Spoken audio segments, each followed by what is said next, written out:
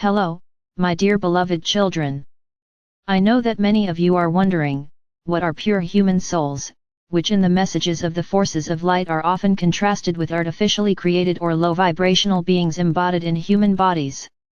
This concept is further confused by the fact that representatives of extraterrestrial civilizations incarnate on Earth, coming from a wide variety of dimensions, from the second to the eighth.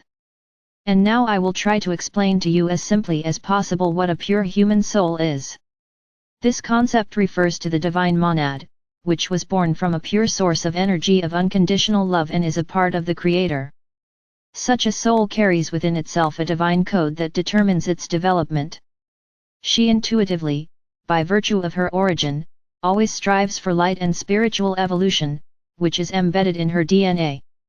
And despite the fact that due to various circumstances such a soul has already changed more than once, nevertheless, its original divine spark has always been preserved in it.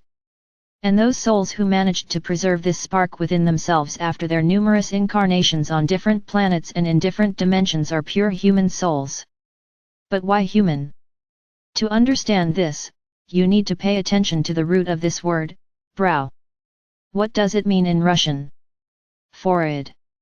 But it is there that the third eye is located, which is responsible for all divine manifestations such as intuition, clairvoyance, clairaudience, subtle perception of the world and all living beings.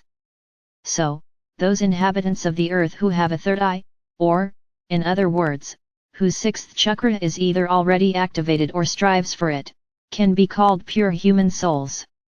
In fact, the spiritual evolution of a pure human soul implies the full opening of the third eye, which leads to divine insight, the vision of not only the physical, but also the subtle world with all the ensuing consequences.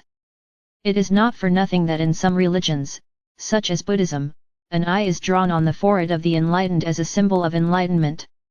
Thus, it does not matter from which planet or from which dimension the soul descended to earth. It becomes human only if it carries within itself the divine principle, and therefore is a part of the Creator. That's where we'll stop today. The Father Absolute, who loves you immeasurably, spoke to you.